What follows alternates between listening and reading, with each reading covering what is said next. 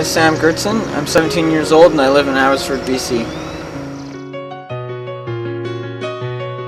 I was diagnosed on May 15th, 2008, and the week before that I was throwing up and I thought I had the flu, and my family thought I had the flu until there was a weird pain in my side and it wasn't normal, so we went to the hospital, and that day I was living in Prince George at the time. I was flown out to Vancouver Children's Hospital, and the next day I was diagnosed with acute lymphoblastic leukemia. I didn't think a lot about it, but I was pretty upset, I think, and it all happened really fast. So I didn't know completely what was going on.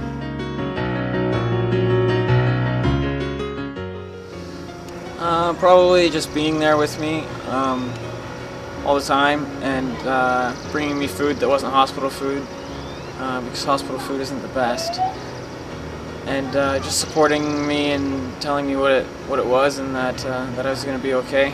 Just being with me all the time. Also, the nurses were very kind and happy and joyful, and I think that was a big part of trying to make the patient happy as well. I think I wasn't so sad or upset about it as much as when the nurses were funny and kind and super helpful. Whenever I needed anything, they were there and willing to help me out with whatever needs I had.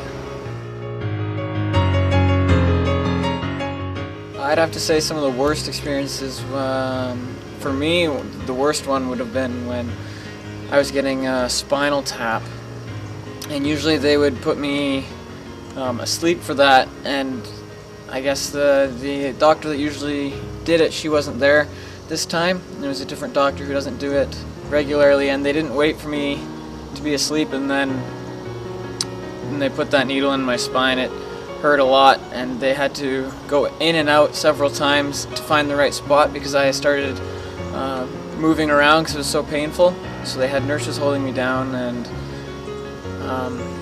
so I wouldn't move so they could get the needle in the right spot. So that was probably the worst experience for me, and the most painful for sure.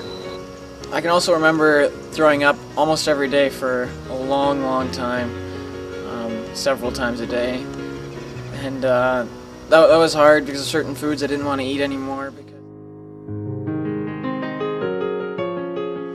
One funny experience I had in the hospital was they always needed a urine sample, and it would always be in this little cup with a lid on it. And I guess a few days in the hospital I asked for some shampoo, and it was funny because it came in one of those little urine sample cups, and it was yellow as well. So I told my dad that it was Shampoo, not shampoo, and that was pretty funny.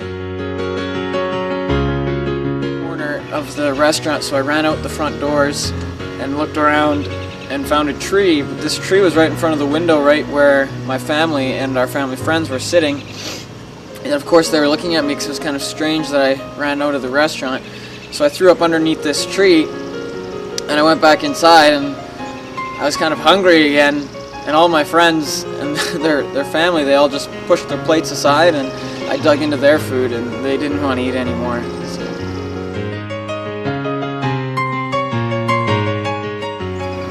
The biggest one for sure was not living in the same city. I was living in Vancouver now, so I could get treatment daily or a few times a week, and that was hard. I also couldn't go to school because there was so many. Well, I wasn't living in the same city anyways, but so my mom helped me out with homeschooling, and I always had to be really clean, wash my hands a ton so that I wouldn't get any other kind of sickness on top of what I had.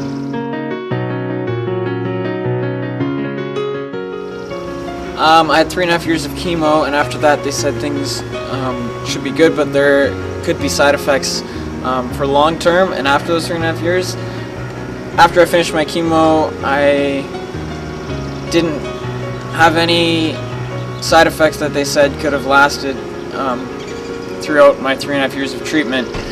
So as of now, I don't have any side effects